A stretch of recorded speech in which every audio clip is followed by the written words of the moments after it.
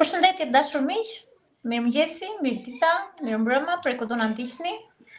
Sot kam nderin të kem të ftuar Valbonën, një shqiptare e cila jeton në Zvicër, dhe së bashku do flasim për një temë e cila prek shumë vajza dhe gra, dëshirën për të nisur diçka të re, por dhe pasigurinë që shpesh na mban mbrapa.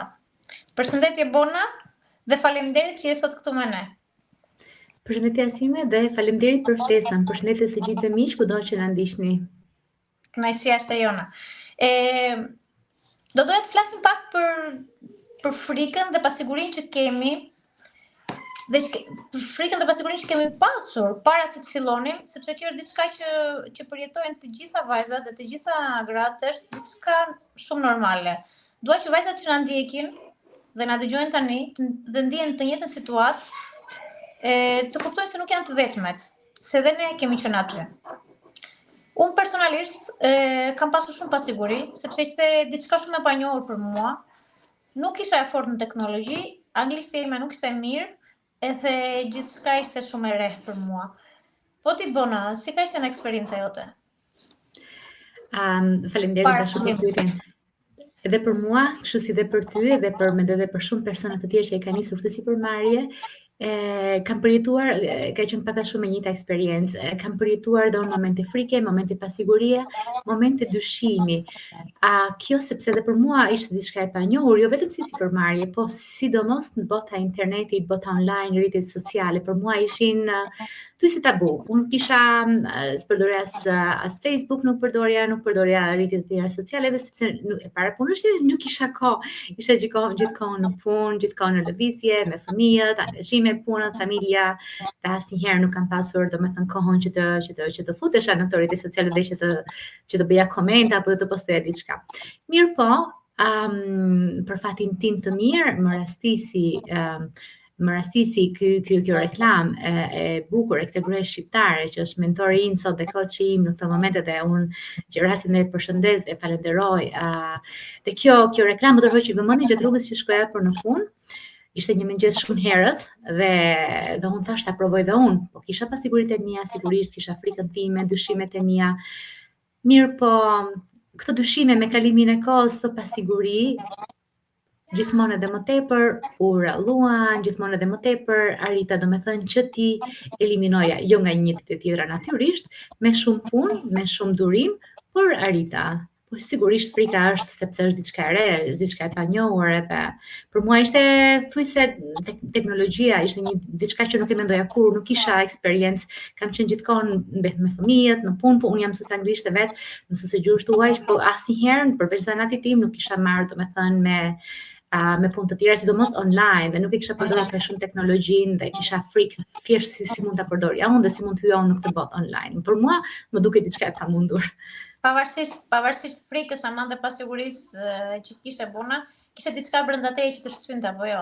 Diçka që nuk të linte rehat, doje të mësoje, ta provoje, sepse nëse nuk do ta provoje, do mbetesh gjithmonë duke bërë atë pyetjen, po sikur të kishte funksionuar. Pikërisht kjo ishte ajo që më shtyu dhe bëra këtë telefonatën me këtë personin që sot është mentori dhe koçi im, që po them. Unë i shkruajta, bëra këtë telefonatën që mua më ka hapur mendjen, më ka hapur dyer, dhe sot unë gjendem mbas 2 vjetëve, gjendem këtu përballë me ty dhe po flasim sot si partnere të kësaj sipërmarrje të mrekullueshme për mua. Dhe po e them me shumë kënaqësi, sepse kjo biseda telefonike që kam bërë me këtë person më ndriçoi, thash, brenda me diçka po lindte, dhe thoshte po sikur unë t'ja dal, edhe pse nuk kam kohë, edhe pse nuk jam shumë e aftë në teknologji, edhe pse nuk jam pjesëtare në këto rrjete sociale, unë mund ta provoj, unë mund të mësoj, unë kam shumë njohuri të tjera që mund t'i vë në praktik, kam eksperiencë nga jeta, dhe unë i besova verbërisht këtij personi, dhe mendoj i besova sepse ishte me të vërtetë sinqeriteti, mënyra se si ne kemi komunikuar, edhe fjalët e ngrohta që unë kam dëgjuar që më thanë brenda meje, provoje, sepse kjo mund të jetë një mundësi për ty dhe ja vlen. Edhe jam shumë e lumtur për këtë, shumë krenare. Patjetër. Pastaj tek procesi i mësimit, Bona, pasiguria, pyetja e vazhdueshme, a jam në rrugën e dur? Ajo pasiguria, a je në rrugën e dur? Si e përjetove atë procesin e mësimit? Po, është e vërtet, sepse po sepse pas kësaj pas vendimit që merr kur fillon këtë sipërmarrje, natyrisht mbrapa ka një sistem pune, ka një trajnim që është i mirëfillt, i përgatitur nga ekspert, që duhet të ndjekësh hap mbas hapi. Nuk është thjesht diçka që ti fillove një sipërmarrje dhe nesër do kesh sukses. Kjo jo, absolutisht nuk do, sepse duhet punë, duhet dedikim dhe orët për trajnimin zakonisht në fillim janë të shumta, nuk mund të themi që me 10 minuta në ditë ti e ke mësuar trajnimin dhe përvetësove dhe je gati që të fillosh sipërmarrjen jo. Unë kisha frikë sepse unë e para punës njërë nuk kisha kohë në dispozicion, unë punoja edhe 20 orë në ditë në 24, kisha edhe ditë që punoja 24 orë në ditë pa pushuar. Mirë po, dëshira që kisha ishte kaq e madhe, saqë unë thash, përderisa shumë persona të tjerë kanë bërë në gjithë botën, nga backgrounde të ndryshme, nga backgrounde të ndryshme, nga thjesht vende të ndryshme të botës dhe me eksperiencë të ndryshme pune, do ta bëj edhe unë. Nuk kisha kohë që kërkoja diçka të bëja ekstra përveç punës time si mësuese anglishti që kisha këtu eksperiencë më shumë se sa 20 vjeçare dhe po kërkoja një mundësi, atëherë thash, unë do ta provoj. Mirë, po ku ishte e gjithë sekreti dhe kyçi i trajnimit dhe i sistemit të punës? Është ndihma e madhe që ti merr nga komuniteti, ke një mentor, ke një coach që për çdo pyetje që unë kisha një përgjigje, kisha një komunitet që unë kur shkruaja një pyetje kisha shumë përgjigje nga shumë persona dhe ishte diçka fantastike që unë asnjëherë nuk ngela mbrapa me procesin në ditët e para të trajnimit, po dhe më vonë, sepse komuniteti është aty për të ndihmuar ty i gatshëm dhe e bën pa pasur asnjë gjë në ndryrim. Edhe kjo është një gjë fantastike, një ndjenjë fantastike, diçka që unë dhe sot e vlerësoj shumë kur mundohem dhe e kuptoj dhe mundohem të ndihmoj persona të tjerë në një lloj siç më kanë ndihmuar mua para disa muajve. Mundohesh të kthesh nderin mbrapsht dhe ti, por në persona në një farë mënyrë të kanë të nevojshme, jo në ata që të ndihmuan ty, sepse në përgjithësi dhe në jetë ndodh kjo, nga të tjerë njerëz marrin ndihmë, por të tjerë neve ndihmojmë. Kjo është shumë e vërtetë. Si karma e jetës. Po tani bona jetë sigurt je në rrugën e dur. Tani të fal ndjenje, mbas 100%, do të thoshe që rreth 2 vjet në këtë sipërmarrje dhe mbas gjithë atij studimi, mbas gjithë atij dedikimi që i kam përkushtuar kësaj sipërmarrje, por jo vetëm nga komuniteti, nga klima që është në komunitet, nga raporti që kemi me njëri tjetrin, edhe pse jemi në vende të ndryshme të botës, afrimiteti që ne kemi dhe mënyra e komunikorit është fantastike. Besimi që kam tek vetja sepse kam mësuar shumë edhe shumë gjëra që unë nuk i dija.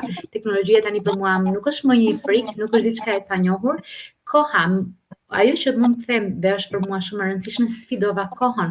Unë që nuk kisha kohë për veten time as dhe të flija, sot kam kohë jo vetëm që të flë, po të bëj një jetë dhe me më cilësi, sepse kam mësuar një mënyrë të organizimit të kohës që më ndihmon që t'i bëj të gjitha pa u stresuar siç unë stresohesha një herë në një kohë, që nuk ishte shumë kohë më përpara, por edhe 2 viteve më parë. Ka ndryshuar komplet mentaliteti dhe mënyra të punuar dhe organizimi. Është një sfidë e jashtëzakonshme për mua dhe unë ja dola. Unë për këtë jam shumë prenare dhe vetë besimi që kam sot është shumë i madh, është i jashtëzakonshëm. Kam shumë besim tek kjo sipërmarrje, po kam besim tek komuniteti dhe tek sistemi që është i aprovuar dhe sistemi jo vetëm në mënyrë internacionale, por unë shikoj ditë për ditë në jetën e përditshme, më duhet jo vetëm në sipërmarrje ky sistem hyj në punë, por edhe në jetën e përditshme, është një gjë fantastike për mua.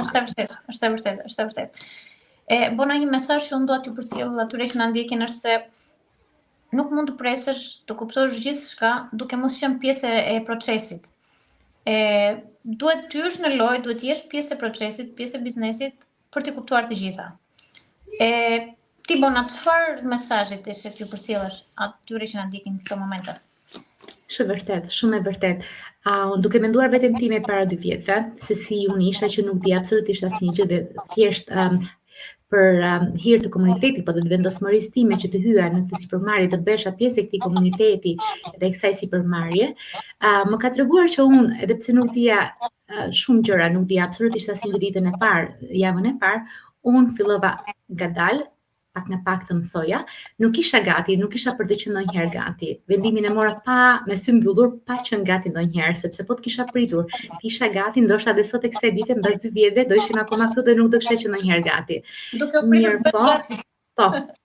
E kam vëre, sepse e provova në muajt e parë dhe po e shtyja sepse thosha unë nuk jam gati sot, nuk jam gati nesër, nuk do jem gati mbasi muaj dhe kaluan disa muaj. Po pastaj unë thash, deri këtu nuk kam më, unë tani do filloj sepse ndryshe kjo nuk ka për të mbajtur kur ku duhet shkoj, nuk ka për të filluar kur, dhe nëse nuk fillon nuk kam për të pasur rezultata.